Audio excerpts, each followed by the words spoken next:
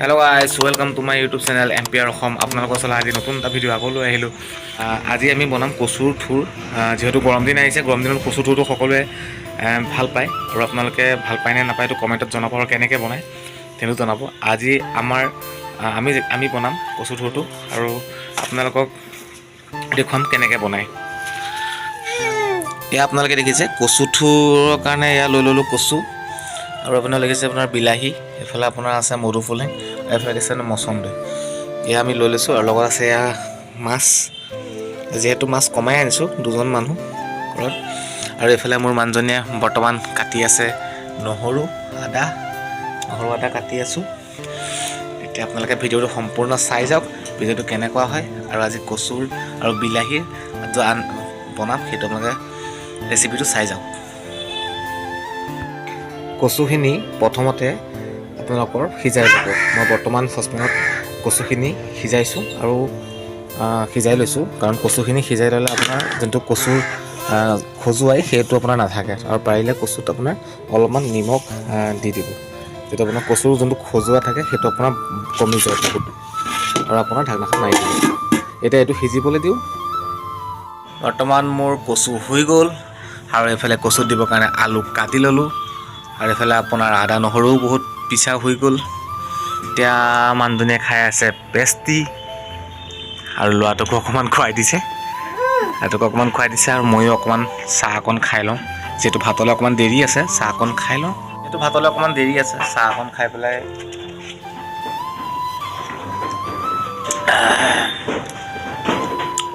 মাইকী মানুহে চাহৰ চেনিটো মানে বহুত বেছিকৈ খায়। মই চেনি বেছি খাব নোৱাৰোঁ, খুব কম খাওঁ চেনি মানে দিলে চাহটো একেবাৰে খুব বেয়া লাগে, সেইটো কাৰণে। বাকী কচু থুৰটো বনাই আছোঁ, আপোনালোকে ভিডিঅ'টো উপভোগ কৰক আৰু এনেকৈ বনাই এদিন খাই চাব। মই যেনেকৈ বনাইছোঁ কেনেকুৱা লাগে ক'ব কমেণ্ট বক্সত। আৰু যদি ভিডিঅ'টো ভাল পায় তেন্তে লাইক কৰিব, শ্বেয়াৰ কৰিব আৰু মোৰ চেনেলটো ছাবস্ক্ৰাইব কৰি কাষতে থকা বেল আইকনটো বজাই থ'ব।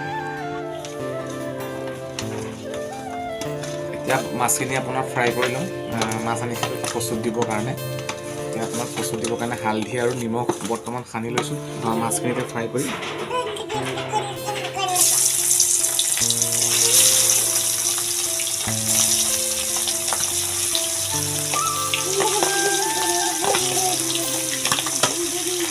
মাছখিনি আপোনাৰ যিহেতু অলপ কম মানে তৰকাৰীত দিওঁ, সেইটো কাৰণে আপোনাৰ গোটেইখিনি একেলগে দিছোঁ। কিয় আপোনাৰ কম ভাগাটো আপোনাৰ ডাইৰেক্ট ইমান কাৰাকৈ নাভাজোঁ, সেইটো কাৰণে আপোনাৰ ডাইৰেক্ট গোটেইখিনি দি দিছোঁ।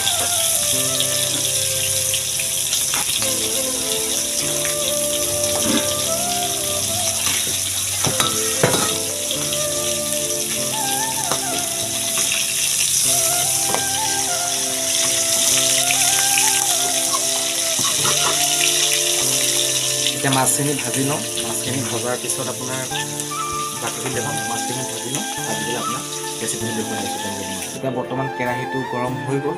এতিয়া কেৰাহীত দিম প্ৰথম পিঁয়াজ।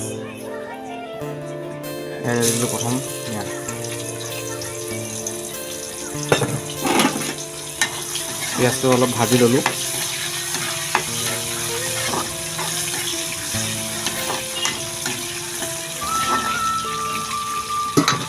পিঁয়াজ আপোনালোকে দিবও পাৰে নিদিবও পাৰে। কিছুমানে পিঁয়াজ দিয়ে, কিছুমানে নিদিয়ে। দিলে আপোনাৰ ফ্লেভাৰটো অকণ বেলেগ আহিব আৰু নিদিলেও এটা বেলেগ ফ্লেভাৰ আহিব, সেইকাৰণে মই বৰ্তমান দি দিছোঁ। এতিয়া আপোনাৰ ইয়াৰ পিছত আমি দিম আদা নহৰু।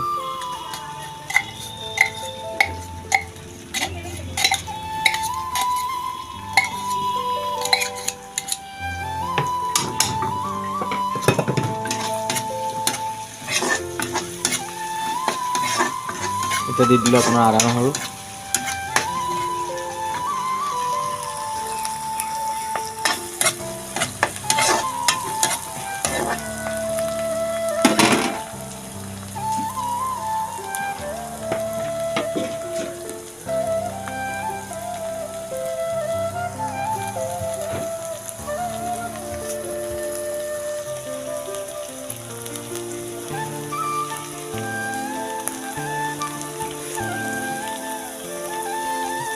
আদা নহৰুখিনি দিয়াৰ পিছত এতিয়া মই ইয়াত দি দিম মচন্দৰী পাত।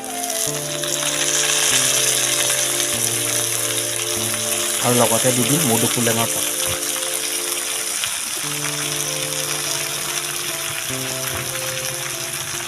মধুসোলেং আৰু মচন্দৰ পাত দিয়াৰ পিছত আপোনাৰ এবাৰ লৰাই দিব।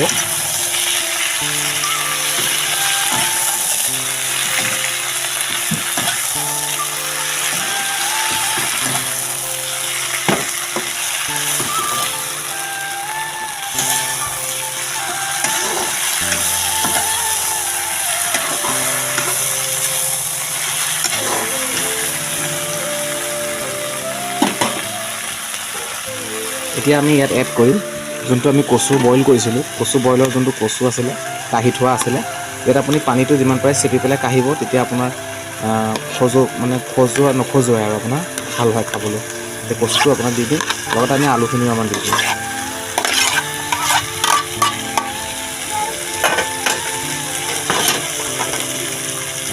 এতিয়া আপোনাৰ এবাৰ লৰাই দিম।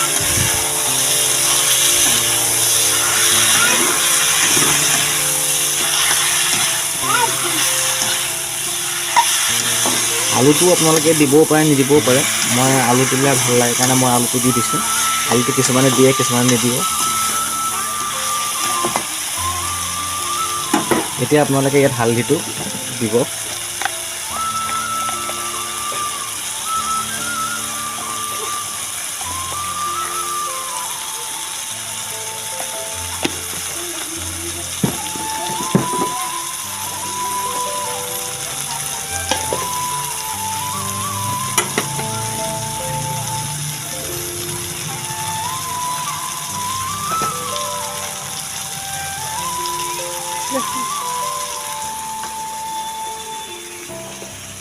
এতিয়া মই ইয়াত বিলাহীটো কাটি লৈছোঁ। বিলাহীটো মই ইয়াত 4টা দিছোঁ। আপোনালোকে টেঙাটো যিমানটো আপোনালোকৰ টেঙা দৰকাৰ সিমানটো দিব পাৰে। আৰু কচু অকণমান টেঙাটো বেছি হ'লেহে আপোনাৰ খাই পেলাই টেষ্ট লাগে। মই বৰ্তমান 4টা বিলাহী দিছোঁ, লোকেল বিলাহী হয়, টেঙা আছে।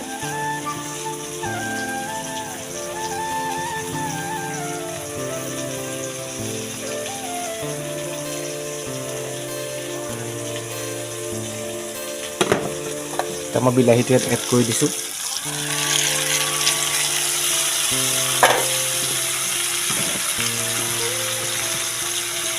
সদায় বিলাহী দি পেলাই সদায় নিমখ দিব, তেতিয়া আপোনাৰ বিলাহীটো গলোতে সহজ হয়।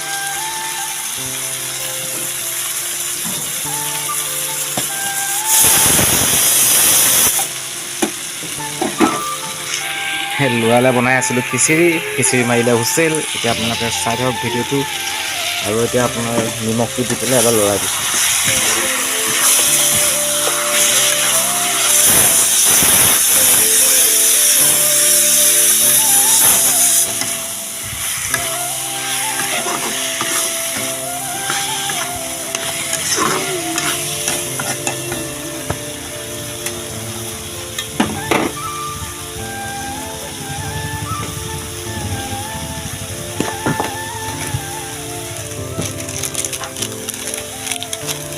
এতিয়া আপোনাৰ ইয়াত দিম অকণ জিৰা।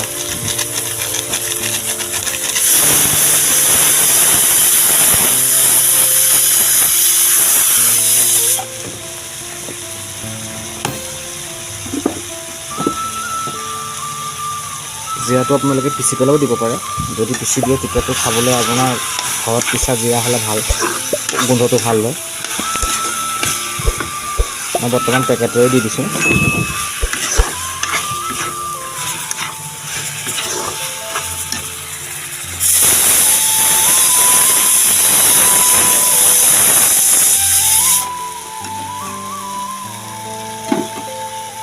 আৰু এতিয়া এইটো উতলিব দিয়ক, আৰু ইয়াত ঢাকনা মাৰি দিছোঁ। এতিয়া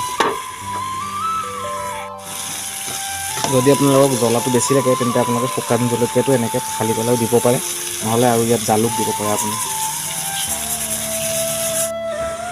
কচুটো বৰ্তমান সিজিব দিছোঁ, ঢাকনা মাৰি দিছোঁ। পানী এতিয়ালৈকে দিয়া হোৱা নাই। পানীত কচু দিনো পানী থাকে আপোনালোকৰ, আৰু পানীটো যেতিয়ালৈকে আপোনাৰ শুকাই নাযায় প্ৰথম কচুটো ভাজি থকা হ'ব, তাৰপিছতে আপোনাৰ পানী এড কৰা হ'ব। এনে ভিডিঅ'টো চাই থাকক স্কিপ নকৰাকৈ। আৰু মই যেনেকৈ বনাইছোঁ তেনেকৈ এদিন বনাই খাই চাব, বহুতেই সুন্দৰ লাগে, বহুতেই টেষ্টি হয় খাবলৈ। এনেকৈ এবাৰ বনাই পেলাই আপোনালোকে খাই চাব।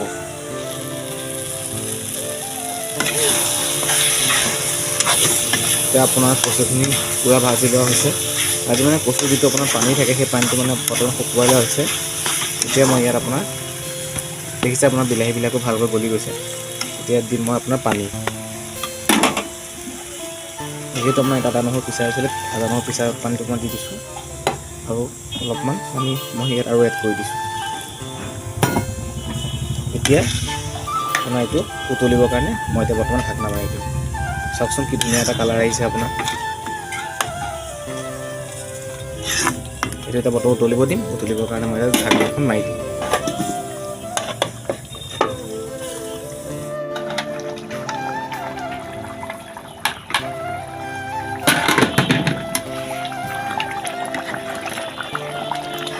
দেখিছে আপোনালোকে কচুটো বৰ্তমান সিজি গৈছে। কচুও সিজিছে, আলুখিনিও আপোনাৰ সিজি গৈছে। এতিয়া মই ইয়াত আপোনাৰ মাছটো এড কৰি দিম।